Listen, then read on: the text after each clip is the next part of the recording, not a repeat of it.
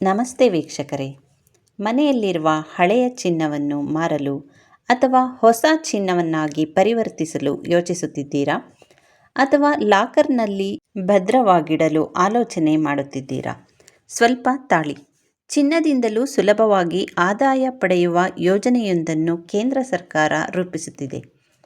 ಚಿನ್ನ ನಗದೀಕರಣ ಯೋಜನೆ ಎಂದು ಹೇಳಲಾಗುವ ಈ ಯೋಜನೆಯನ್ನು ಶೀಘ್ರದಲ್ಲಿ ಅಧಿಕೃತವಾಗಿ ಘೋಷಿಸಲು ಸಿದ್ಧತೆಗಳು ನಡೆಯುತ್ತಿವೆ.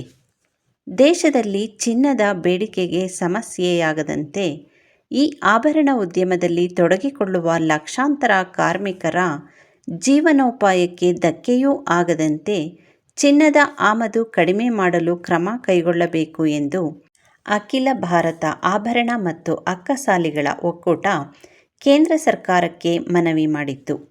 ಆ ಬಳಿಕವೇ ಕೇಂದ್ರ ಸರ್ಕಾರವು ಚಿನ್ನದ ಆಮದು ಪ್ರಮಾಣವನ್ನು ಕಡಿಮೆ ಮಾಡುವ ನಿಟ್ಟಿನಲ್ಲಿ ಈ ಯೋಜನೆ ಜಾರಿಗೊಳಿಸಲು ಮುಂದಾಗಿದೆ.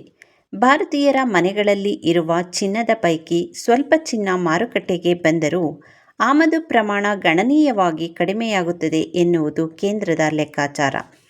ಮೂಲಗಳ ಪ್ರಕಾರ ಯೋಜನೆಯ ನಿಯಮಾವಳಿಗಳನ್ನು ರೂಪಿಸಲಾಗಿದ್ದು 2 ವಾರಗಳಲ್ಲಿ ಬಹಿರಂಗಪಡಿಸುವ ನಿರೀಕ್ಷೆ ಇದೆ. ಚಿನ್ನದಿಂದ ಗಳಿಕೆ ಹೇಗೆ? ಚಿನ್ನದ ವ್ಯಾಪಾರಿಗಳನ್ನು ಚಿನ್ನ ಸಂಗ್ರಹಿಸುವ ಪಾಲುದಾರರು ಎಂದು ಈ ಯೋಜನೆಯಲ್ಲಿ ತೊಡಗಿಸಿಕೊಳ್ಳಲಾಗುತ್ತದೆ. ಗ್ರಾಹಕರು ತಮ್ಮ ಮನೆಯ ಬಳಿ ಇರುವ ಇಂತಹ ಮಾನ್ಯತೆ ಪಡೆದ ಅಥವಾ ಅಧಿಕೃತ ಚಿನ್ನ ಸಂಗ್ರಾಹಕರ ಬಳಿ ತಮ್ಮ ಚಿನ್ನವನ್ನು ಠೇವಣಿ ಇಡಬಹುದು. ಅದಕ್ಕೆ ವಾರ್ಷಿಕ 2.5% ಬಡ್ಡಿ ಸಿಗಲಿದೆ. ಒಂದು ಸಂಗತಿ ನೆನಪಿರಲಿ, ಠೇವಣಿ ಅವಧಿ ಮುಗಿದ ಬಳಿಕ ನಿಮ್ಮ ಚಿನ್ನ ನೀವು ಠೇವಣಿ ಇಟ್ಟ ರೂಪದಲ್ಲಿಯೇ ಮರಳಿ ಸಿಗುವುದಿಲ್ಲ. ಬದಲಾಗಿ ಬಂಗಾರದ ಗಟ್ಟಿಯಾಗಿ ನಿಮಗೆ ಸಿಗುತ್ತದೆ. ಅದರ ಜೊತೆಗೆ ಚಿನ್ನದ ಮೌಲ್ಯದ ಮೇಲೆ ಬಡ್ಡಿಯೂ ಸಿಗಲಿದೆ. ಗ್ರಾಹಕರು ಚಿನ್ನ ಇಡುವಾಗಲೇ ಈ ಕುರಿತು ತಿಳಿ ಹೇಳಿ ಅಧಿಕೃತ ಕರಾರು ಮಾಡಲಾಗುತ್ತದೆ.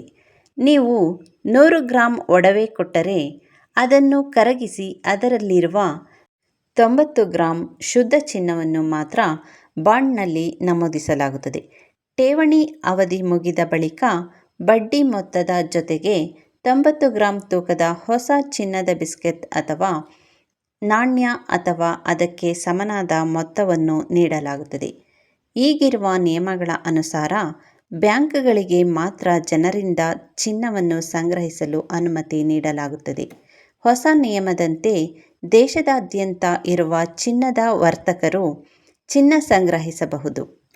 ಗ್ರಾಹಕರು ತಮ್ಮ ಮನೆ ಹತ್ತಿರದ ನಂಬಿಕಸ್ಥ ಜ್ಯುವೆಲರಿ ಅಂಗಡಿಗಳಲ್ಲೇ ನೇರವಾಗಿ ಚಿನ್ನವನ್ನು ಜಮಾ ಮಾಡಬಹುದು. ಇದರಿಂದ ಗ್ರಾಹಕರಿಗೇನು ಲಾಭ ಅಂತ ಕೇಳಬಹುದು. ಇದರಿಂದ ಮನೆಯಲ್ಲಿ ಸುಮ್ಮನೆ ಚಿನ್ನ ಇಟ್ಟುಕೊಳ್ಳುವ ಬದಲು ವರ್ಷಕ್ಕೆ 2.5% ಬಡ್ಡಿ ಗಳಿಸಬಹುದು. ಚಿನ್ನವನ್ನು ಮನೆಯಲ್ಲಿಟ್ಟುಕೊಂಡರೆ ಕಳ್ಳತನದ ಭಯ ಅಥವಾ ಬ್ಯಾಂಕ್ನಲ್ಲಿಟ್ಟರೆ ಲಾಕರ್ ಶುಲ್ಕ ನೀಡಬೇಕು ಎಂಬ ಚಿಂತೆಯಿಂದ ಮುಕ್ತಿ ಪಡೆಯಬಹುದು. ಠೇವಣಿ ಅವಧಿ ಮುಗಿದ ಬಳಿಕ ನಗದು ಅಥವಾ ಶುದ್ಧ ಚಿನ್ನದ ರೂಪದಲ್ಲಿ ಹಿಂಪಡೆಯುವ ಅವಕಾಶವಿದೆ.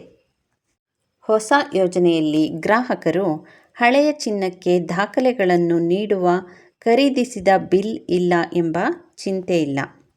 ಇದು ಯಾರಿಗೂ ನಷ್ಟವಿಲ್ಲದ ವಿನ್-ವಿನ್ ಸೂತ್ರವಾಗಿದೆ. ಜನರಿಗೆ ಮನೆಯಲ್ಲೇ ಚಿನ್ನ ಇಟ್ಟುಕೊಳ್ಳುವ ಬದಲು ಠೇವಣಿ ಇಟ್ಟರೆ ಬಡ್ಡಿ ಸಿಗುತ್ತದೆ. ಆಭರಣ ವ್ಯಾಪಾರಿಗಳಿಗೆ ಸುಲಭವಾಗಿ ಚಿನ್ನ ಸಿಗುತ್ತದೆ. ಅಲ್ಲದೆ ವ್ಯಾಪಾರ ವೃದ್ಧಿಗೂ ದಾರಿಯಾಗುತ್ತದೆ.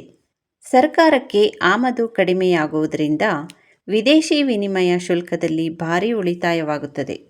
ಸುಮಾರು 25,000ದಿಂದ 35,000 ಟನ್ ಚಿನ್ನ ಭಾರತೀಯರ ಮನೆಗಳಲ್ಲಿ ಇದೆ ಎಂದು ಅಂದಾಜಿಸಲಾಗಿದೆ.